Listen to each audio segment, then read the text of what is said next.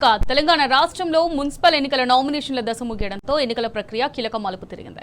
చివరి రోజు మొత్తం 7,403 నామినేషన్లు దాఖలయ్యాయి. రాష్ట్ర వ్యాప్తంగా 2,996 వార్డులు, డివిజన్లకు ఎన్నికలు జరగనుండగా అందులో 116 మున్సిపాలిటీలు, 7 మున్సిపల్ కార్పొరేషన్లు ప్రజల తీర్పుకు వెళ్లనున్నాయి. నామినేషన్ల స్వీకరణ గడువు ముగియడంతో ఇవాళ వాటిని ఎన్నికల అధికారులు పరిశీలిస్తున్నారు. 3 రోజులుగా దాఖలైన నామినేషన్లను పరిశీలించి ధ్రువపత్రాలు లేకపోవడం లేదా నిబంధనల ప్రకారం నామినేషన్ పత్రాలను పూర్తి చేయకపోయినా సంబంధిత పత్రాలను తిరస్కరిస్తున్నారు. అయితే నామినేషన్ల ఉపసంహరణకు ఫిబ్రవరి 3 వరకు అవకాశం ఉంది. ఆలోపు ఆయా పార్టీల నుంచి ఒక్కో వార్డుకు 2-3 వేసిన నామినేషన్లలో బీఫామ్ సమర్పించిన వారు మినహా మిగతా వారు తమ నామినేషన్లను వెనక్కి తీసుకునేలా ఆయా పార్టీల నేతలు ప్రయత్నాలు చేస్తున్నారు.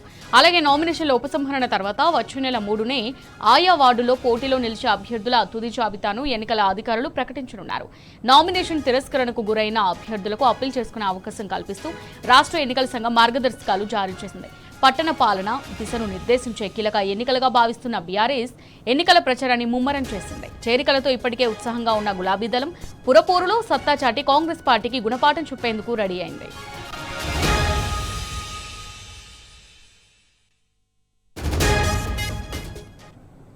దీనిపై మరింత సమాచారం మంచిర్యాల నుంచి మా ప్రతినిధి ఉమేష్ అందిస్తారు. ఉమేష్, చెప్పండి, మరి నేడు నామినేషన్ల పరిశీలన కొనసాగుతుంది. దీనికి సంబంధించి పూర్తి డీటెయిల్స్ ఏ విధంగా ఉన్నాయి ఉమేష్?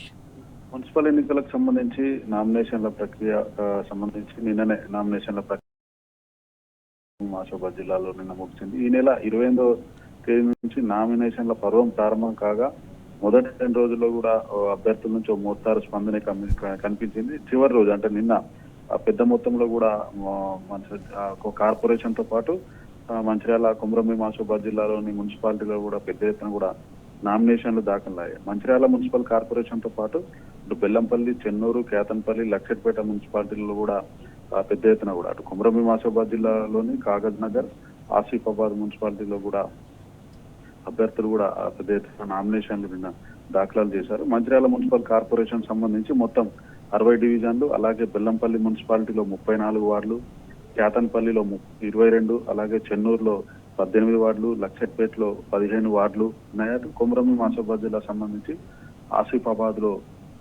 20 వార్డులు, కాగజ్ నగర్ లో మొత్తం 30 వార్డుల్లో కూడా ఏదైతే అభ్యర్థులు నామినేషన్ దాఖలు చేశారు.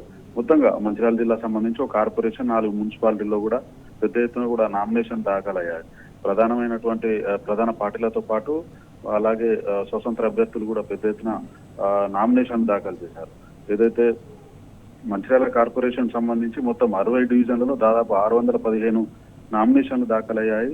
అలాగే బెల్లంపల్లి మున్సిపాలిటీకి సంబంధించి మొత్తం 34 వార్డులకు గాను 97 నామినేషన్లు దాఖలయ్యాయి. అలాగే చెన్నూరు మున్సిపాలిటీకి సంబంధించి 18 వార్డులకు గాను దాదాపు 29 నామినేషన్లు దాఖలయ్యాయి. అలాగే కేతన్పల్లి 22 వార్డులకు గాను అక్కడ కూడా 32 నామినేషన్లు దాఖలయ్యాయి. అలాగే లక్షట్పేటలో 15 వార్డులకు గాను 30 నామినేషన్లు దాఖలయ్యాయి. పెద్ద ఎత్తున కూడా ఏదైతే అభ్యర్థుల నుంచి ఒక్కొక్క అభ్యర్థి కూడా ఏదైతే 2 సెట్లు దాదాపు 2 నుంచి 3 సెట్ల నామినేషన్ దాఖలు చేశారు. అలాగే ఏదైతే టికెట్లు ఆశిస్తున్న అభ్యర్థులు కూడా వైపు పార్టీ పరంగా నామినేషన్లు దాఖలు చేసి అలాగే వాళ్ళు 2 సెట్లు కూడా నామినేషన్ దాఖలు చేయాలి. అనుకోని పరిస్థితుల్లో ఒకవేళ పార్టీలు టికెట్ నిరాకరించినా కూడా బరిలో నిలిచే విధంగా స్వతంత్రంగా కూడా వాళ్ళు ఏదైతే స్వతంత్రులు సైతం నామినేషన్ దాఖలు చేశారు. ఇటు మరోవైపు అటు కొమరంభీం ఆసిఫాబాద్ జిల్లా సంబంధించి కూడా ఏదైతే ఆసిఫాబాద్ మున్సిపాలిటీ సంబంధించి 20 నామినేషన్లు ఏదైతే 20 వార్డులకు గాను అక్కడ కూడా పెద్ద ఎత్తున కూడా నామినేషన్లు దాఖలయ్యాయి. మొత్తం 2 మున్సిపాలిటీలకు సంబంధించి కొమరంభీం ఆసిఫాబాద్ జిల్లాలో 390 నామినేషన్లు దాఖలయ్యాయి. ఆసిఫాబాద్ మున్సిపాలిటీలో 20 వార్డులకు గాను పోటాపోటీగా ఏదైతే అభ్యర్థులు నామినేషన్ దాఖలు చేశారు. మొత్తం 20 వార్డులలో 160 నామినేషన్లు దాఖలయ్యాయి.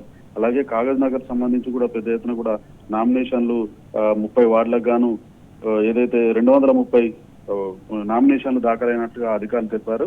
ఒకవైపు నిన్నటి నామినేషన్ల ప్రక్రియ పూర్తి కావడంతో ఈరోజు అధికారులు కూడా స్క్రూటిన్ సంబంధించిన ప్రక్రియకు చేస్తా ఉన్నారు. అయితే దీనికి సంబంధించి కూడా పరిశీలన జరగనున్నది అభ్యర్థులకు సంబంధించి నామినేషన్ సంబంధించి.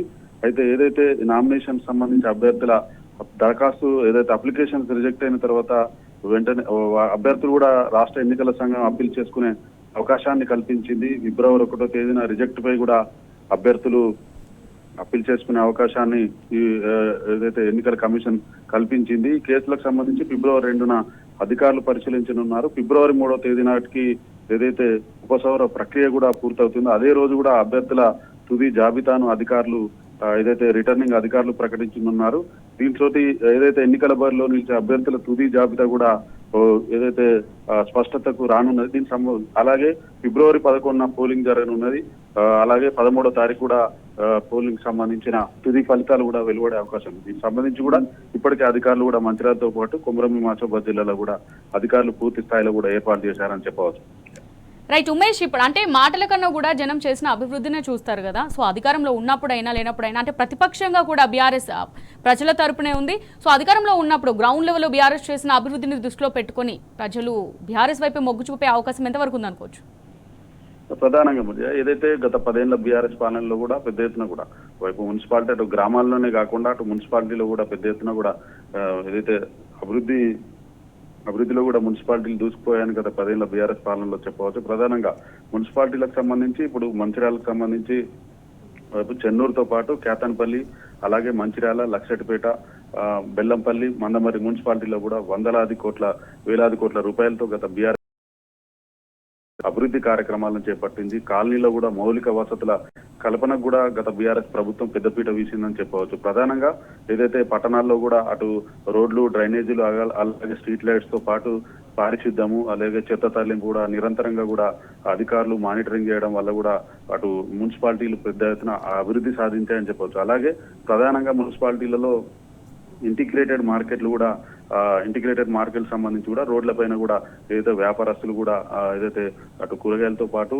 మిగతా ఏదైతే అటు నాన్ వెజ్ సంబంధించిన మార్కెట్లో కూడా వ్యాపారులకు ఇబ్బంది కలగకుండా, అలాగే అటు ప్రజలకు కూడా పట్టణాల్లో ఉన్నటువంటి మున్సిపాలిటీలో ఉన్నటువంటి ప్రజలకు కూడా ఇబ్బందులు కలగకుండా ఇంటిగ్రేటెడ్ మార్కెట్ కూడా గత ప్రభుత్వం ఇంటిగ్రేటెడ్ మార్కెట్లకు పెద్దపీట వేసింది. దాంతో పాటు పెద్ద ఎత్తున కూడా ఓవైపు నియోజకవర్గంలో మున్సిపాలిటీలో అభివృద్ధి కార్యక్రమాలు నిరంతరంగా కూడా కాలనీలో కూడా ఎటువంటి ఇబ్బంది, తాగునీటి వసతి కానీ మిగతా ఎటువంటి కూడా ఇబ్బందులు కలగకుండా గత బీఆర్ఎస్ ప్రభుత్వం 10 ఏళ్లలో కూడా పెద్ద ఎత్తున మున్సిపాలిటీల అభివృద్ధికి ప్రత్యేక శ్రద్ధ వహించి మున్సిపాలిటీలను అలాగే ఏదైతే కాలనీలో కూడా పెద్ద అభివృద్ధి కార్యక్రమాలు చేపట్టిందని చెప్పొచ్చు. కానీ గత 2 ఏళ్లుగా కూడా కాంగ్రెస్ ప్రభుత్వంలో కేవలం ఎన్నికలు వస్తున్నాయన్న గత 15 రోజుల నుంచి మాత్రమే కాంగ్రెస్ ప్రభుత్వంలో మనం ప్రధానంగా మున్సిపాలిటీలో పెద్ద ఎత్తున నిధులు కేటాయించినట్లుగా శంకుస్థాపనలకు పెద్దపీట వేసిన కాంగ్రెస్ ప్రభుత్వం ఏనాడు మున్సిపాలిటీలను పట్టించుకున్న దాఖలాలు లేవని, రోడ్లు, డ్రైనేజీ లేక తాము తీవ్రంగా ఇబ్బందులు పడుతున్నామని కాలనీవాసులు కూడా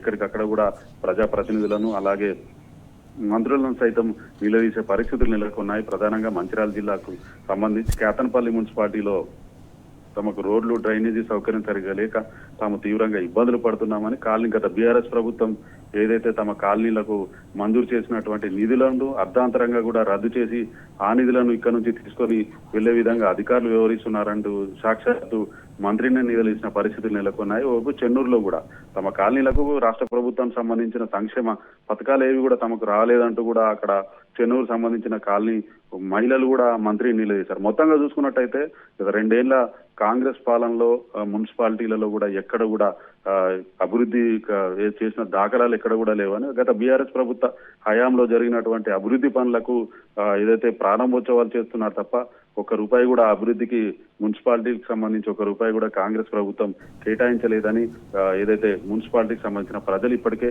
ఆగ్రహంతో ఉన్నారని చెప్పవచ్చు. Right, thank you Umesh.